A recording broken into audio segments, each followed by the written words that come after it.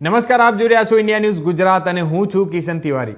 સમાચારોની શરૂઆત કરીએ તો રાજકોટ શહેરના કોઠાડિયા રિંગ રોડ પર ધરમનગર સોસાયટીમાં ખોડિયાર ડાયમંડ નામના કારખાનામાં ગુરુવારના રોજ રાત્રિના 8 વાગ્યાથી લઈ શુક્રવારના રોજ સવારના 6 વાગ્યા સુધીમાં અજાણ્યા વ્યક્તિ દ્વારા કારખાનામાં રહેલ 60,83,650 રૂપિયાની કિંમતના 11,655 જેટલા કાચા હીરાની ચોરી કરી હોવાનું સામે આવ્યું છે।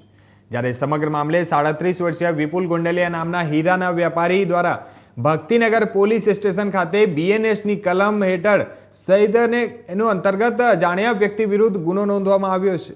ત્યારે સમગ્ર બનાવની જાણ થતાં ડીસીપી, એસીપી અને પીઆઈ સહિતના અધિકારીઓ ઘટના સ્થળે ખાતે દોડી ગયા હતા।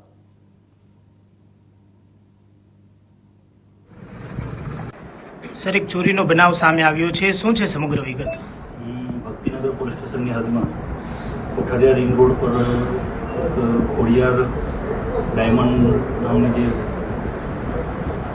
કારખાનું છે, જેમાં ગઈ રાત્રિના 20:00 થી સવારના 6 વાગ્યા સુધીમાં કોઈ અજાણ્યા ઈસમોએ અંદર પ્રવેશ કરી અને તિજોરીનું તાળું તોડી અને એમાંથી 130.55 ગ્રામના હીરા જેની કિંમત આશરે 60 લાખની જેટલા હીરાની ચોરી કરી ગયેલું સામે બહાર આવેલું છે।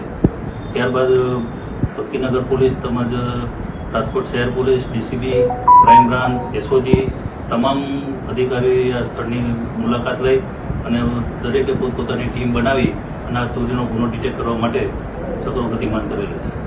સર, હજી સુધીમાં કોઈ તપાસમાં કોઈ વસ્તુ સામે આવી છે કે કઈ રીતના છે? ફરિયાદ દાખલ કરીને હવે આગળની તપાસ ચાલુ છે હાલમાં। તમામ ટીમો બનાવીને પોતપોતાની રીતે બધા કયા સમયમાં ચોરીને અંજામ પ્રયત્ન કરી રહ્યા છે। કયા સમયમાં ચોરીને અંજામ આપ્યો હતો? રાત્રિના 20:00 થી 6:00 સુધીમાં રાત્રે 8 વાગે બંધ કરીને ગયેલા અને સવારે 6 વાગે આવ્યા ત્યારે આ બનાવ જાણ થઈ। સર, ચોરીમાં કોઈ કર્મચારીની સંડોવણી હોઈ શકે કે? હાલ તો તપાસ ચાલુ છે, હાલ અમે કંઈ કહી શકીએ નહીં, તપાસમાં જે નીકળી